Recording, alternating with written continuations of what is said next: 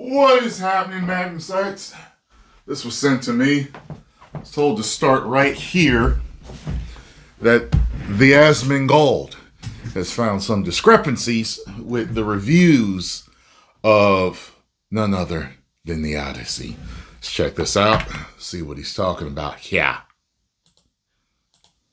I am going to look at the this is on Metacritic. So it has an 89 score based off of critic reviews, and it has a 5.3 score based off of user reviews. Rotten Tomatoes is better. Yeah, Rotten Tomatoes, 96% and 97%. How do you have this big of a disparity? Yeah. They review each review and wait a minute. They can delete reviews? The Woman King. So this has 99%. Wait, what?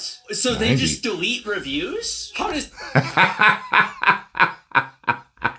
Well, I guess he's just hearing about this. They were deleting reviews way back with Captain Marvel. The Woman King I actually liked. I enjoyed the movie very much so.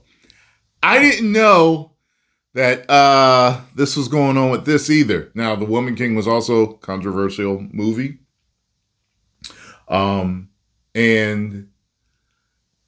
That's why I told you I don't trust Rotten Tomatoes. I don't trust them. I don't trust them. I don't trust them. And when something controversial comes out, I really don't trust them. Okay? So it is what it is. I talk about them from time to time, but I never trust them. You know what I mean? I was kind of head in the clouds until 2019 and Captain Marvel came out and everything was going on. And it was like, wait, what the hell?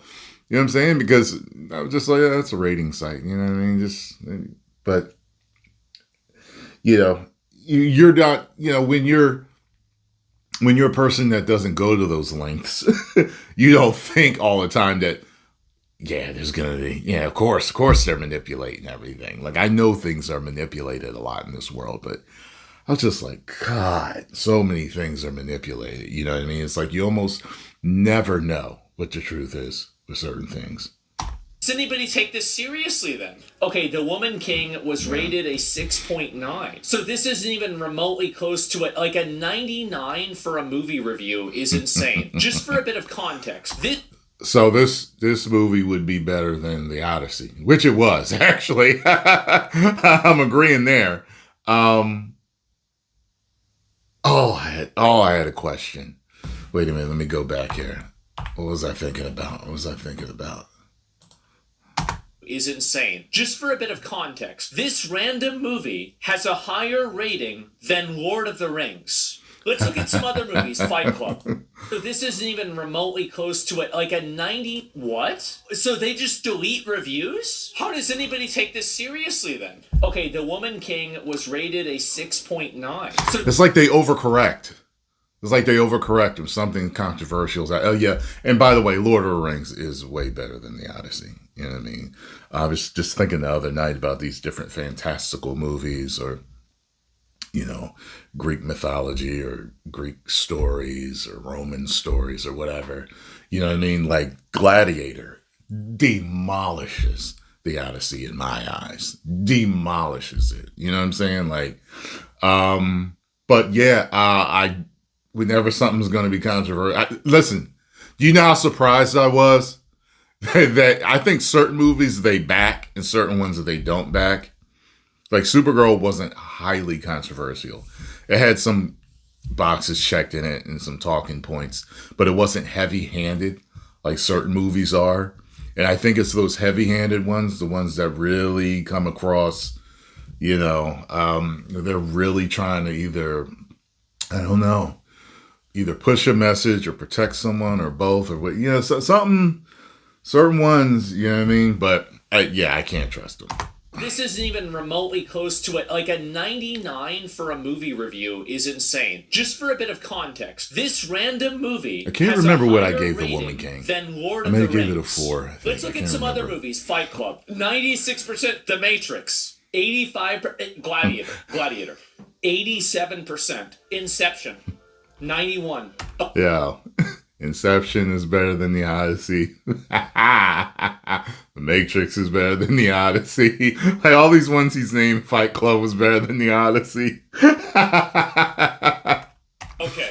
Okay, guys, I think there's something wrong here. Even IGN was a bit more fair than the critics on Rotten Tomatoes. And while the Odyssey isn't perfect and can frequently feel rushed, it's a pretty great movie-going experience all the same. Like, if somebody rated the Odyssey as an 8, I would say, okay, yeah. I said before, and you can go back and watch even the first time I talked about this movie, I think this movie will be a commercial success. Critically, it will be seen as an amazing movie. And the reason why is that they have to counter-signal the popular message that the casting decisions are bad. And so you talk about for someone who hasn't seen the movie, it's really weird. So what have I said so far that you disagree with? Movie being ideologically captured, the movie was fine, not great, definitely disagree. Why would you cast a black woman for Helena Troy? Why would you cast a 5'1", 100-pound trans actor as a Greek soldier? Do you think that that's accurate casting? If they cast Ryan Gosling as Black Panther, would that be accurate? That's the one they all go to, which is funny. Like, Ryan Gosling is Black Panther. And the problem is they already did it in the comics. We've been talking about it and talking about it and talking about it. And they finally did it in the comics and gave him like some illegitimate son or something like that. And he's now just like a white Black Panther now. Like, so they did it to stick it to the fans that kept saying, that's why they did it, to stick it to the fans. They're like, oh, you keep changing this. Well, why don't you have Ryan Gosling play Black Panther? Of course not. Well, why not? Black Panther, it's not like Black Panther's real. Because the character is almost established as black. And what do you think Helen of Troy is? How do you not see this? Helen of Troy being black, definitely. Oh. Okay. Even if the movie is successful, I think that you can't make the argument that any... So he stop. Don't be in trouble, like, it's definitely wrong, but the casting and the response. Okay. Even if the movie is successful, I think that you can't make the argument that any of these casting decisions made the movie more successful. There are things that are successes that are held back by decisions that are... It could have been totally different people. It could have been no names. And it would have been the same thing.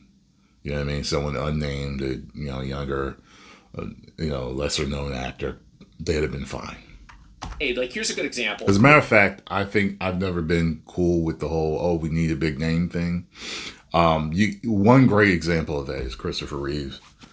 Christopher Reeve, he was unknown, and he played an absolute, great Superman. Sometimes the name is bigger than the character. Like with Ben Affleck, I was very concerned about that. However, he made me happy. So I think you can go either way. It's got to be the right choice, though. And certain choices it really doesn't matter. I think those are two choices that are on opposite ends where it really did work. One's a name, one wasn't a name, and they both made great characters. Would Grand Theft Auto 6 be better off if they weren't selling additional deluxe packs that had content in the base game that's locked behind it? Absolutely. You basically added in a hurdle and a roadblock for... That's the only thing I don't like. Like, when they show her, they'll show her in a different movie or made up, like there was a picture going around where she was made up. I think she was in a slave movie. And like this, like they got her all angry, or they'll pick another picture where she's yelling and screaming, but she actually did the best I thought she looked ever that I've seen was in Black Panther 2. But when Agamemnon gets home and his wife's waiting for him, she's the twin sister, I think, playing.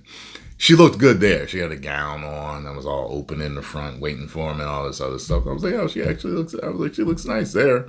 I haven't been a fan of a lot of the looks I've seen with her, but like I said, Black Panther 2, I thought she looked really good in, and she looked good there. But they don't, they always try to find the most. It's like, look, you're going too far to prove a point. The fact of the matter is, Helen of Troy wasn't described as a black woman, okay? So they should have just casted it properly. You know what I mean? Like, you don't have to go overboard and find the ugliest face that she's making to say, hey, this is who launched 1,000, you know what I mean? Like, come on. Something that you didn't really need to. It reminds me of this thing with Anna Nicole Smith. I think she's passed away now. But she was like a model, so to speak, that she had a whole Marilyn Monroe look to her, but she had issues. She, you know, like there was a whole scandal with her marrying a really old man with money and doing other things, posing for certain magazines, and you know, her being off and on of certain substances. And I'll never forget, I think I was watching E, and she did an interview, and you know, it was like, oh, she's on, you know, whatever substance again. And she was like, I wasn't. She was like, I was coming out of like a party, and a bunch of pictures were being taken, and they caught me mid blink. So it made me look like I was like, you know, high or something like that. And that's the picture they published to spin a story about. And I was like, damn, because it showed her. It showed several different pictures of her in that moment. But when she blinked, she looked high. So that's the picture they chose. And I'll never forget, there was a friend of mine who was showing me these pictures from a party she went to, and she was with her boyfriend or whatever. I was like, what is wrong with your face? And it was the same thing. She was like, I was in mid-blink when they took the picture. And I was like, yo. So, you know what I mean? Like, anyway, post comments down below. Let me know what you think. Is there something to these scores? Or is it 100% A-OK organic? 10 million subscribers. Woo!